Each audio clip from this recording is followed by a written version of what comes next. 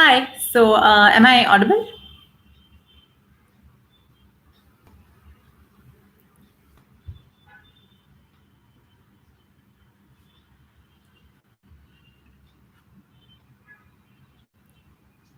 Okay, so if you can hear me, can you give me a thumbs up, please?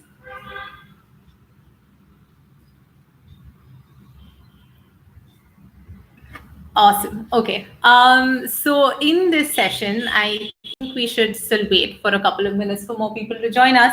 But yeah, in this session, we're just going to cover how to improve your English in some very simple ways that all of us can do if we just give about 5 or 10 minutes to our English fluency. So we'll get.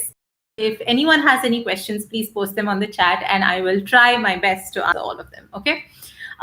So I feel like it's important at this point to address a couple of things about language learning at a whole, not related to English itself, but any language learning. What is commonly misunderstood about learning a new language or a language that we're not able to speak very fluently is that if I do something, like a course like learn English in 30 days or speak like an American in 30 days, it's going to help me. Unfortunately, it does not. Okay, language learning is a habit forming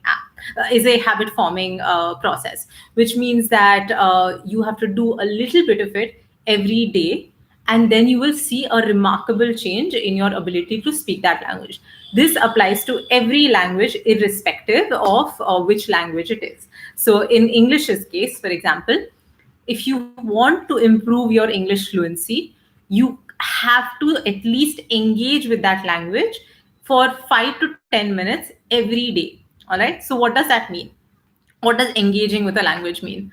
Let's say that you belong to a friend circle where everybody speaks Hindi or Marathi.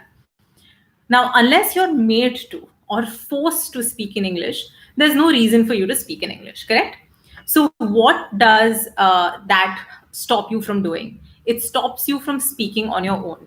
So, one of the main things that you must understand is find an outlet to speak the language, even if it is just for 10 minutes. So, I'll give you an example. If you're standing in front of an American woman who does not speak a word of your native language, you have no choice but to speak to her in English, correct?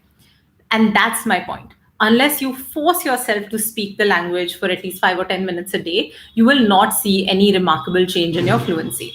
So, unlike all of these promises that a lot of companies make, a lot of English classes make, saying learn English, speak like an American, or speak like somebody from the UK in 1 month, that does not work, and that is not how any language learning works. It's not only English. Any language learning takes time. It takes effort. All right, Mr. Nobody, will this video be there? I'm not sure where, but yes, on our channel. If that's what you're asking, yes, it will be there. All right. So continuing with that. So like I said, the first step for you to do is to engage with that language for at least 5 to 10 minutes every day. You might feel embarrassed to speak to your friends in English or your family in English. That's fine. Stand in front of the mirror and force yourself to express how your day was. That's a very simple exercise. Just tell yourself that I'm going to stand in front of the mirror and I'm going to talk to myself about how my day was. If you just do that every night before you go to bed, but you force yourself to speak in English, even if you're making mistakes, that's okay. You'll still see a remarkable change in your language. Okay? The second best way to improve your English communication is to listen to other people speak the language. Okay?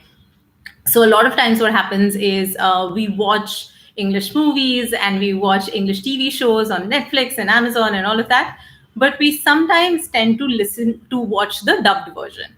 A lot of utters users actually can completely and fully understand English, but if you don't force yourself to make that effort, it might be a little hard at first, where you're like, I don't understand what they're saying. It's like too stressful. I just want to enjoy the show.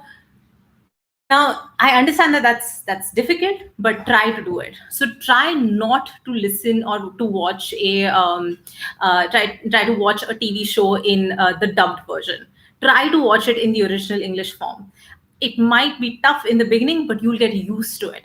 A couple of videos later or a couple of episodes later, you'll say, oh, you know what? I understand the context. So I kind of understand everything that they're saying. It's also really important in terms of accent training. So it helps you learn different types of accents. It opens you up to different types of words. It also exposes you to an entire method of how to say something. Okay, so especially in TV shows and all of these movies, there's so much drama happening that you get to see how certain sentences are spoken, how people exclaim, how people express anguish or sadness. You get to hear a lot of these things, and you also get to hear the tone in which they are delivered. So that's a great way for you to improve your English. Everybody loves watching TV shows and watching movies, so it's not that tough. Try not to watch English shows and movies in their dubbed language. Give it a shot, it won't be that hard. If you find it really hard to understand what they're saying, you can switch the English subtitles on.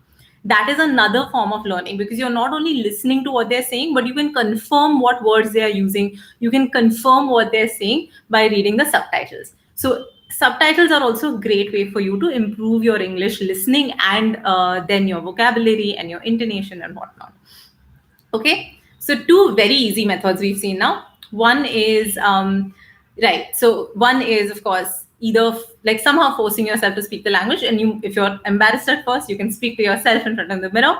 Find one topic every day to talk about and just rant if you want in front of the mirror about how you had a bad day or how you're frustrated, or if you had a great day, tell yourself about why your day was great. Stand in front of the mirror and do it so that you get comfortable with the idea and with your mouth speaking English.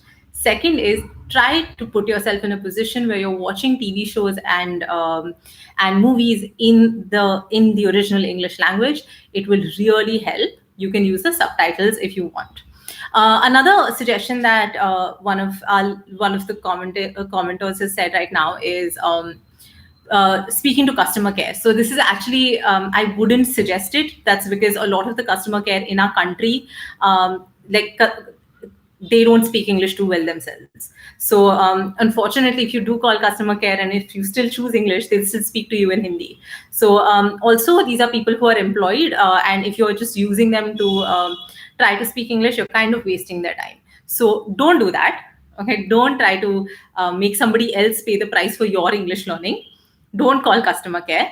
Like I said, pretend that you're speaking to somebody. That's all. So even if it is, let's say you have to, if you have something that's wrong with your phone and you actually want to say it to yourself. Okay, that's a good enough way to do it. Now let's look at the third part, okay, which is to actively learn. So the first two options that I've told you are more passive. It's what you can do on your own time. There's nobody really telling, there's no schedule, no one's really enforcing any of this. So if you do it, you do it. If you don't do it, no one's going to ask you questions. The third thing is to find something that you can commit yourself to, okay? Which means that you are actually then held accountable. This accelerates the process. So I'll talk about Utter here, and I don't mean to like sell the app or anything. I'll just explain how it works. So on Utter is an app that's available on Google Play Store. On Utter, what happens is you learn a concept with a chatbot, and then you practice whatever you've learned in that chatbot on chat with an actual live expert. Okay, so that's somebody like me or my colleagues will chat with you about that topic. So I'll give you an example. Let's say you learn the simple present tense as a concept with the chatbot on our app. Now, we had the last live that I did, in fact, on Instagram. I asked people, where do you use the simple present tense? So many people know what the simple present tense is because they have either studied it in school or they have these Ren Martins, but no one knows where they have to use it when they speak it. When you're speaking English, where do you use the simple present tense, right? So it is important for you to set a context to everything that you learn. So you can't learn grammar in isolation. So try to commit yourself to an app like Utter, for example, where you're learning a concept, but you're also learning how to use it while speaking, which is the ultimate goal, right? It is to use it in speaking. There's no point in learning how to use the simple present tense. No one in real life is going to come and stand in front of you with a fill in the blank and say, can you answer this? Doesn't matter. If you can't use it in real life, it is of no use. So when I say you, in point number 3, you actively start learning, you start committing to learning the theory of the language, and most importantly, using that theory in conversation. That will create a giant uptick in like in your fluency, in the way you see yourself improving, right? Because please understand, there are two aspects to the language. One is the theory of it, which is what we call grammar and syntax and punctuation. And the second is obviously the fluency aspect of it, which is being able to speak the language easily, right? So, like I said, third is when you start actively trying to learn the language. Now, the fourth part, which is where you should arrive when you get a little more confidence, which I feel everybody will. Like, in fact, I'll give you a couple of examples. Recently, we have been talking to a lot of our learners about what their expectations are from learning English, why do they want to learn English, all of that. And more or less, everybody says that they want to speak to others, whether it's their colleagues, whether it's strangers on the street, whether it's hotel staff, waiters, whoever. They want to speak in English to others, right? So, the fourth level and the fourth most important thing you have to do when you want to improve your English is to actually gain the confidence to make mistakes in public. I don't mean gain the confidence to speak fluent English, because we are all learning. That is still far away, right? That's a journey we have to abort so that we get to that stage. But what about just having the courage to say, okay, my fluency is not that great, or I still make mistakes, but that's okay. I should be able to speak to others. That is stage four. Reach a point in your English fluency, and in your mirror practice and your committed practice to an app or something where you're actively learning English, so that you say, I'm okay with making mistakes in front of someone else. If I make a mistake and I know how to correct myself, at best I'll say sorry and repeat the sentence again. But having the courage to make mistakes in front of other people is a big part of the English learning journey. And it will take you miles ahead. Because, again, theoretically, even if you know everything, if you're not using it in conversation, you're always going to be scared. I give this example to my students a lot about Kannada. My mother speaks Kannada, and she's been speaking Kannada to her sisters my entire life, her entire life. I understand it fully, but I cannot construct a single sentence. That is because I have never had the courage or never even tried to speak to an actual human being in Kannada.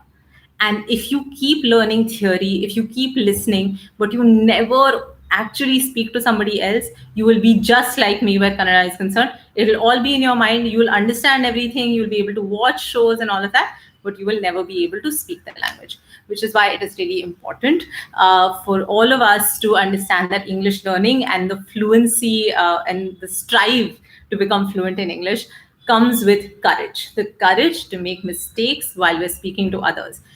All of us make mistakes. It's not a big deal. So that is my advice to you. I'll quickly summarize before I close this live, and I'll see you in the next one as well.